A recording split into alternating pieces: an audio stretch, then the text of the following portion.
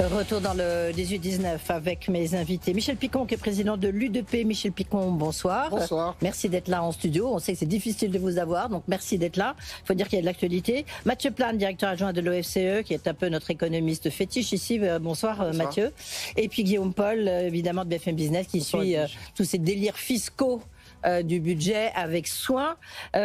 Juste un point, Michel Picon. Aujourd'hui, quelle est la situation des TPE françaises? Parce que, est-ce que, la dernière fois que vous étiez venu, vous disiez attention, le nombre de faillites explose. Est-ce que les conséquences de ce dérapage fiscal, budgétaire, de toutes ces polémiques, cette instabilité politique, est-ce que ça a un impact sur la situation des TPE ou pas? Ça a un impact quotidien, permanent. Les défaillances d'entreprises, elles continuent.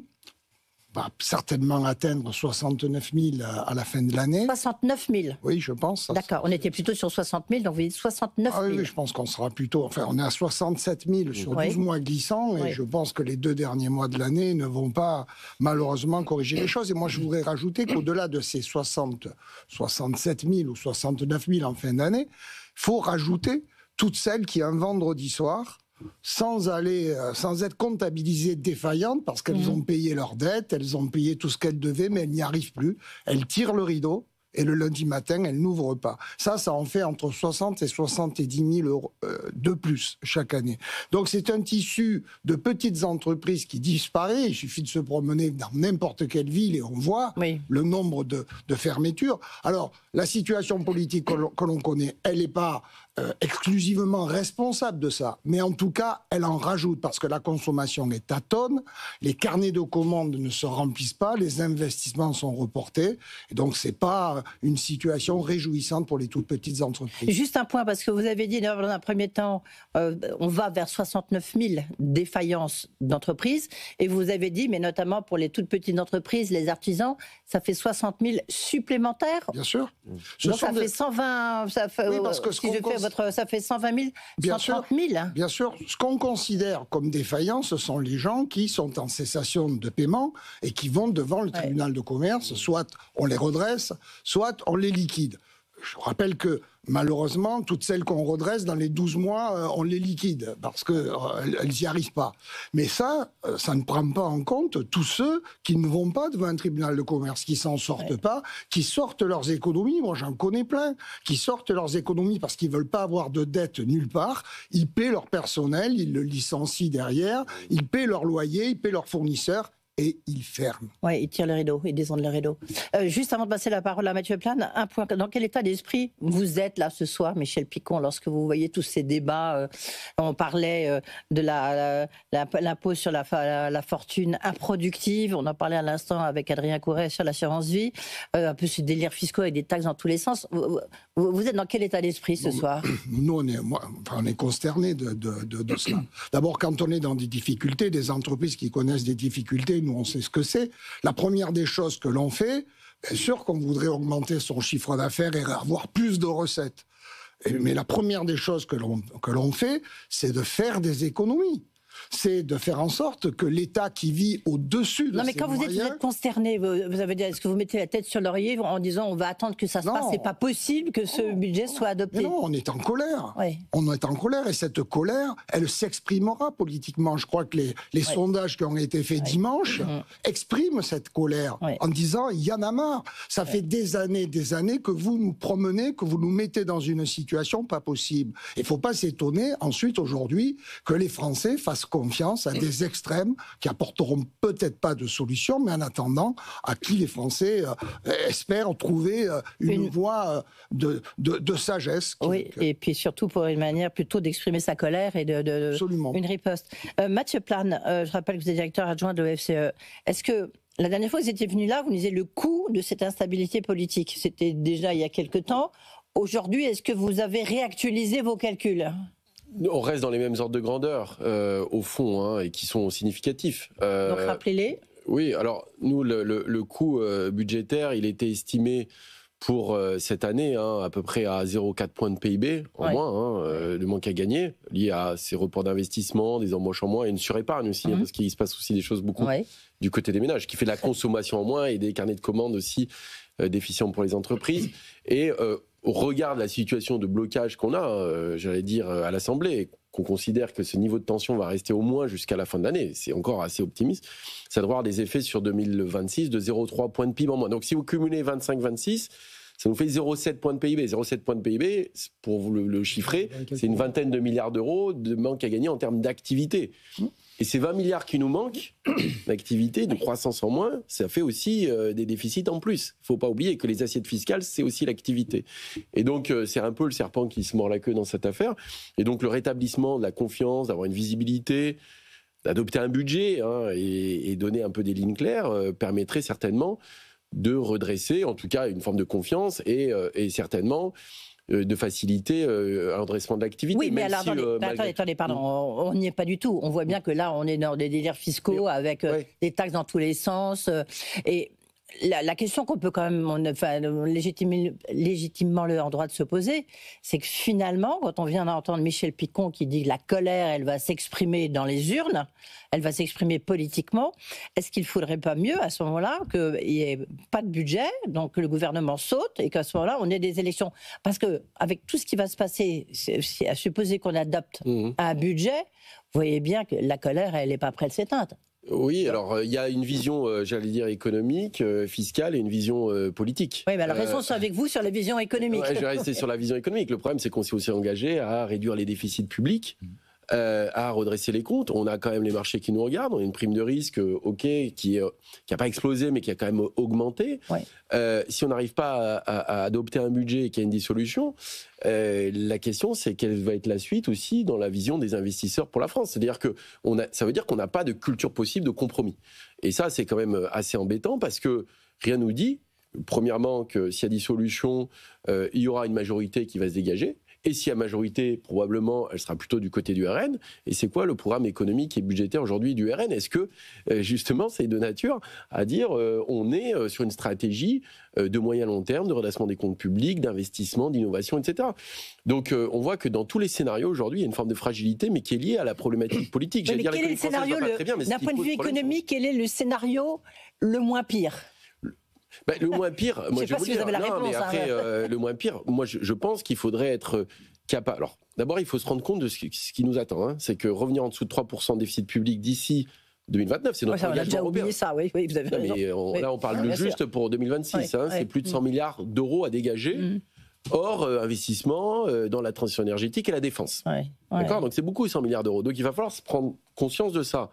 Donc ça veut dire qu'il faut développer une stratégie. Et pour ça, je pense que c'est important déjà dès 2026 de montrer que la France est capable de cranter un peu la baisse du déficit public, au moins en dessous des 5% du PIB. Si on n'arrive pas, on va être dans un blocage qui va être fort, y compris pour les investisseurs. C'est-à-dire que si même la première marche, on n'est pas capable de la franchir, alors qu'est-ce qu'on va faire pour les marches suivantes?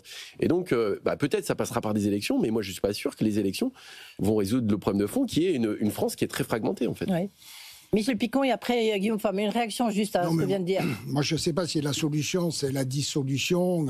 Elle va peut-être apporter plus de problèmes que ce que l'on a à résoudre aujourd'hui. En tout cas, cette analyse de la situation que nous avons, 3 500 milliards de dettes, une situation de dépendance vis-à-vis des marchés, un argent qui va coûter de plus en plus cher, y compris aux entreprises pour se financer, y compris aux ménages.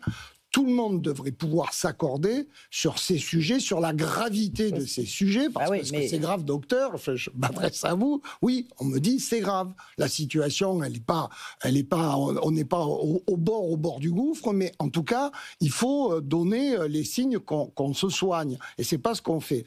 Et moi, je crois que ni l'une ni l'autre est bonne, parce que au fond, dissolution ou pas, on est dans la course des petits chevaux. Tous les gens aujourd'hui au Parlement prennent des positions, non pas pour construire le pays, non pas pour essayer de trouver des solutions, mais pour se placer en flattant un électorat et en essayant de gagner la course des petits chevaux qui n'a de cesse. Et maintenant, comme on demande au président de la République de s'en aller avant la fin de son mandat, ça veut dire qu'on va vivre en permanence dans la course des petits chevaux, tous les 2 ans. Et donc ça, il faut que ça cesse. Moi, j'en appelle à la responsabilité. Mais ça ne marche pas, les appels à la responsabilité. Vous voyez, oui, mais ça ne marche pas. Et au bout d'un moment, si ça ne marche pas, ça veut dire quoi? Ça veut dire qu'il faut sanctionner comment? Par ceux qui fait le plus mal. Ouais. Pardon de le dire ainsi, ça n'apportera pas forcément de solution. Moi, vous savez, je ne fais pas de politique, mais je vais dans les territoires toutes les semaines. Toutes les semaines, je me déplace. Ouais. J'en entends que ça. Des boulangers, des plombiers, des ça se voit dans les sondages, Michel Piquant, qui disent, il y en a marre, on va essayer autre chose. C'est ça que j'entends. Mais votre message politique, il est quand même assez fort, hein, quand même. Il est un peu stupéfiant, mais je pense que, enfin, en tous les cas, il est clair. Ah non, mais bien sûr. Je plaide pas. Oui. Non, bien sûr, mais c'est un constat que je fais. Oui, c'est un peu la première fois que j'entends de manière aussi claire un responsable comme vous dire ça.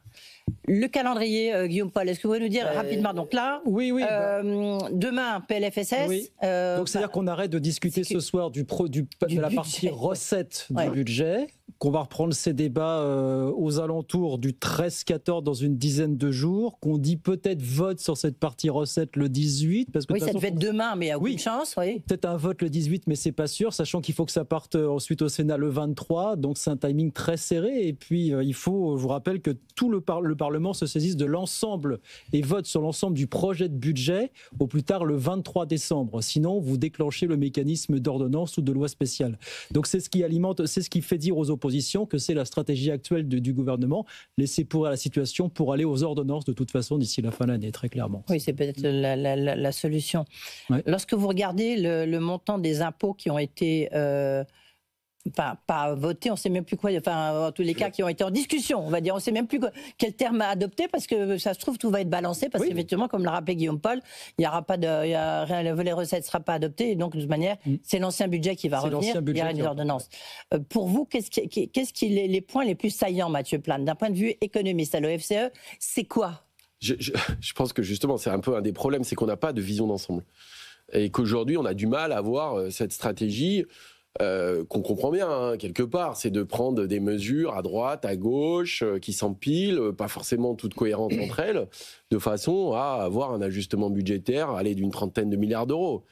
Donc du coup, on a des surprises, et dans les mesures fiscales, effectivement, la dernière étant l'impôt sur la fortune improductive, et notamment, même, j'allais dire, aujourd'hui, on ne sait pas quel est le rendement de cet impôt, et qui est quand même quelque chose d'assez nouveau, avec des choses quand même très, j'allais dire, singulières, hein, sur, par exemple, ce qu'on considère comme le patrimoine financier productif ou improductif. On en a parlé là sur l'assurance vie, ce qui est les fonds en euros versus les unités de compte. Que je trouve assez dangereux, parce qu'à un moment, on a un problème de financement public sur la dette. Les fonds en euros financent la dette publique française. Donc, s'il y a un mouvement fort vers les unités de compte, on risque d'avoir un petit problème sur le financement de la dette française, qui aujourd'hui est déjà mis à mal avec une prime de risque élevée. Donc voilà, je pense qu'il n'y a pas cette réflexion macroéconomique aussi derrière. Donc, on aligne ces mesures-là qui peuvent être amendées. Et au fond, je ne sais pas si même on va tenir nos engagements budgétaires qui sont de revenir en dessous des 5% du PIB de déficit, parce qu'on voit qu'il y a aussi des renoncements sur le gel des pensions, sur un certain nombre de choses, et qui ne sont pas anecdotiques. Hein. Ouais. La croissance, elle se maintient? Alors, ça, c'est la bonne surprise. Oui, parce des bonnes nouvelles. Les résiliences, je n'aime pas tellement ce mot-là qu'on utilise. Ça, c'est la bonne nouvelle. En tout cas, c'est vrai, des entreprises. Hein, les chiffres troisième trimestre étaient plutôt bons, hein, grosso modo. Oui, tout à fait. Alors, non, mais je rejoins. Effectivement, il y a des points noirs, dont les défaillances d'entreprises, mais il y a des points qui ne sont pas des éclaircies, mais qui montrent que la France, en fait, est plus dans une crise politique qu'une crise économique. Parce que si vous regardez sur un an, notre croissance, sur un an, elle est de 0,9%. Alors, ce n'est pas faramineux, mais par exemple, c'est au-dessus de l'Allemagne, de l'Autriche, de la Finlande ou de l'Italie. Malgré ces crises politiques, tout le monde pensait qu'on serait en récession. Donc ça veut dire qu'il y a une forme de résilience, en fait, hein, dans l'économie française, mais que la crise politique, au bout d'un moment, elle va mordre sur l'activité économique. Et du coup, c'est pas la crise économique qui crée une crise politique, c'est la crise politique qui, petit à petit, risque de générer une crise économique dont on ne connaît pas les conséquences. Parce que, effectivement, les scénarios sur la table, on vient de le discuter, nous laissent quand même avec des possibilités qui sont extrêmement larges sur l'évolution des choses. Ouais. Michel Piquant, qu'est-ce qui est dans le budget tel qu'on connaît aujourd'hui, enfin les différentes mesures, que ce soit cet impôt sur la fortune productive, et la notion de justice fiscale, parce qu'à chaque fois on oppose, vous, l'UDP, les petites entreprises, avec les grandes entreprises, les multinationales, Bernard Arnault, ces riches qui en fait ne veulent pas contribuer. En tous les cas, je fais un peu le discours de LFI. Est-ce que vous trouvez qu'effectivement il faut plus de justice fiscale et que pour l'instant il n'y en a pas assez? Redresser la situation du pays, ça appelle à ce que chacun chacun fasse un effort. Même ceux qui ont peu de faire un effort dans ce qu'ils consomment en termes de santé, en termes de dépenses et de soutien social. Tout le monde doit faire un effort. Ouais. Moi, ce que je voudrais dire, c'est qu'il m'apparaît dans tous ces débats qu'on utilise beaucoup de nouveaux instruments alors qu'on n'utilise pas ce qui existe. Ce que je veux dire, c'est que dans le pacte du Trail, par exemple, où on va... Ouais. Mais c'est quand même, il y a tout de même aujourd'hui des dispositions qui permettent de sortir le yacht, de sortir le chalet à Mégève et de vérifier. C'est pas la peine de faire une voie. Ça fait du spectacle à l'Assemblée. Ça adresse les uns contre les autres et ça permet aux uns de dire, vous voyez comment on va les chercher, les riches. Mais tout ça, et dans toutes ces dispositions qui existent aujourd'hui, l'administration fiscale a les moyens de dire ça, c'est un abus de droit et nous n'acceptons pas. Voilà. Et donc nous, petites entreprises, on n'est pas concernés ni par la taxe Zuckman, ni par les impôts sur les grandes fortunes. Il n'y a pas beaucoup de contribuables dans les ressortissants de l'UDP qui ont des revenus supérieurs à 500 000 euros. 2 millions d'euros, si on exclut l'outil de travail, on n'en a pas non plus beaucoup. Mais il n'empêche que c'est pas parce qu'on n'est pas concerné qu'on n'a pas un avis direct là-dessus. Nous, la priorité des priorités, c'est le niveau de dépenses et le niveau de vie de l'État. Les multistrates. Oui, mais... Non, mais je suis d'accord. Je veux dire ça, on était sur les recettes. Comme si on se disait, le mot économie a disparu. Il n'y a rien à faire. Il n'y a rien à faire entre l'État, l'ensemble des agences qui existent aujourd'hui. J'ai écouté ce matin une agence régionale de santé qui constate avec effarement qu'on ferme un service d'urgence. Oui, il était où, ce monsieur? Il était sur Marx. À quoi elle sert, l'agence régionale de santé? Bonne question, oui. Enfin, Guillaume Paul et après... C'est marrant, très vite, il y a quelques heures, Amélie de Montchalin disait, bon, en l'état actuel des choses, on regarde tout ce qui a été voté, alors qui n'est peut-être que provisoire, mais pour l'instant, avec ce qu'on a sous la main, on ramène les déficits à 4,7% du PIB l'an prochain, mais pas du fait d'économies sur les dépenses publiques, du fait des hausses d'impôts. Voilà, c'est ce qu'il va falloir rectifier. Et il y a le projet de loi de Sécu qui arrive demain dans l'hémicycle, et là, on va sans doute reparler, bien sûr, de la réindexation des pensions et des minima sociaux, ce qui va encore gréver les fameux déficits. Oui. Mathieu Plane, est-ce que vous êtes l'OFCE, vous suivez l'évolution du budget à peu près minute par minute, si j'ose dire. Est-ce que moi, je suis quand même effarée, que ça soit tant du budget que du budget de la Sécu, des dérapages, mais colossaux. J'ai envie de dire, comme disait un peu Michel Picon, mais comment c'est possible? On a soi-disant les meilleurs fonctionnaires. Bercy, l'administration de Bercy était reconnue pour son efficacité. Comment est-ce qu'on arrive à de tels déficits qui tout d'un coup surgissent? Alors c'est vrai que le phénomène a été assez nouveau quand même. Ça a été surtout sur 2023-2024. Alors, je vais pas rentrer dans la technique, mais il y a eu des histoires de rendement d'assiette fiscale aussi qui ont été extrêmement décevants. Que personne n'avait vu venir, en réalité. Et puis, il y a des dépenses... Oui, mais enfin, ça s'appelle les prévisions, non, les anticipations, non? Alors, ce qui est étonnant, c'est que les prévisions de croissance n'étaient pas si mauvaises. Mais sur la structure même de la croissance, et par exemple, quand vous avez une croissance qui est tirée plus par les exportations que sur la consommation, mais vous n'avez pas la même fiscalité. C'est-à-dire que vous encaissez de la TVA dans un cas et pas dans l'autre. Donc la structure même de cette croissance peut jouer sur vos recettes fiscales. Donc il y a eu des choses comme ça. Il y a eu par exemple l'impôt sur les sociétés qui a beaucoup baissé aussi alors qu'il avait beaucoup augmenté en post-Covid. Bon, voilà. Et donc Bercy s'est retrouvé un peu le bec dans l'eau, j'allais dire, avec des déficits beaucoup plus élevés. Et surtout, un trou budgétaire qu'on n'avait pas anticipé. Et c'est ça qui est catastrophique. C'est-à-dire que quand vous vous retrouvez avec un déficit, alors aujourd'hui qui devrait être à 5,4% en fin d'année, mais qui a atteint presque les 6 l'année dernière, vous voyez que la marge d'escalier est beaucoup plus élevée que si vous pensez à 4 ou 4,5. Et en fait, ce qui s'est passé, c'est que vous avez eu 1,5 point de PIB qui n'avait pas été prévu de déficit supplémentaire, ce qui est colossal en fait. Et ce qui veut dire aussi qu'il y a eu beaucoup de mesures prises sous le quinquennat d'Emmanuel Macron qui peuvent être des bonnes mesures mais qui n'ont pas été financées. Et en fait, il y a eu un problème à ce moment-là, c'est que la question du sérieux budgétaire n'a pas eu lieu, elle n'était pas dans les discussions et donc effectivement, il y a eu des mesures pour les entreprises, des mesures pour les ménages, des mesures pour la Sécu, etc. Mais en fait, globalement, à la fin, le gouvernement a pensé que la croissance suffirait à rembourser tout ça. Or, il s'est trouvé que la croissance n'était pas suffisante. Et donc maintenant, on se retrouve au pied du mur au pire moment. C'est-à-dire qu'il faut faire des efforts budgétaires, mais au moment où vous avez une crise politique. Et vous n'avez pas l'assise politique, finalement, pour prendre des mesures qui sont impopulaires. Parce que la réalité, il faut le dire, c'est que redresser les comptes publics, c'est tout sauf populaire. Oui, c'est vrai. Michel Picon, juste sur la question, je fais un toute petite aparté sur la question des découvertes bancaires. Est-ce que vous êtes impacté? Est-ce que c'est quelque chose qui remonte très fort parmi vos participants? Je ne vous parle pas à titre privé, je ne vous demande pas l'état de votre bancaire, hein, Michel Picon. Non, mais c'est une contrainte supplémentaire, particulièrement dans les difficultés que traversent un certain nombre d'entreprises. Bon, je ne sais pas quelle va être la transformation de cette directive, puisque c'est une directive européenne. Absolument. Bon, est-ce qu'on va pouvoir l'adapter un petit peu au modèle français, ou est-ce qu'elle va tomber comme ça? C'est pas un sujet pour l'instant qui mobilise nos petites entreprises, même si évidemment elles ont besoin du concours de leurs banquiers. Mais j'ai pas cru comprendre qu'il s'agissait de limiter les découvertes accordées à des entreprises.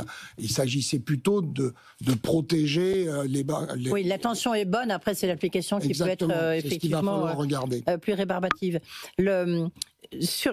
Qu'est-ce qui manque en fait pour la croissance française, et notamment dans ces budgets? Est-ce que c'est vraiment la question du logement? Parce qu'on sait que la construction, BTP, la l'UDP, ça représente combien? C'est à peu près la plus grande partie, non? Oui, c'est 40% des entreprises, le bâtiment avec la CAPEB. Et est-ce que là, on a l'impression que toutes les mesures qui étaient... Il y a deux mesures qui pourraient être prises sur la construction du logement neuf ou la restauration ou la rénovation énergétique, donc qui pourrait apporter un peu de soutien à ce secteur qui est en difficulté. Et il est en difficulté alors qu'on manque cruellement de logements. Il y a une crise du logement avec des gens qui ne peuvent pas se loger, des gens qui sont encore en habitat social qui devraient sortir des logements sociaux et qui ne partent pas parce qu'il n'y a pas de logements qui se construisent. Donc ça, vous savez, nous on fait un baromètre économique tous les trimestres, c'est l'activité de l'artisanat, elle est encore à moins 4% de manière permanente. Et ça fait 2 ans que ça dure. Et quand on parle d'une petite croissance, oui, 0,7, c'est pas glorieux, mais c'est au-dessus des autres pays. Il faut regarder où est-ce qu'elle se situe, cette croissance. En tout cas, dans les toutes petites TPE, on la voit pas. Mathieu Plane, juste une question, être 0 secondes pour y répondre. La taxation sur les grandes entreprises, est-ce que ça aura un vrai impact sur le business des entreprises? Ça a déjà eu lieu l'année dernière, effectivement, qui était censée rapporter 8 milliards. Elle devait être exceptionnelle. Et en fait, elle est reconduite, pas totalement intégralement, mais elle est reconduite. Les choses, c'est que ça rapporte beaucoup le rendement fiscal, mais ça veut dire aussi que si elle est exceptionnelle, derrière, il va falloir compenser.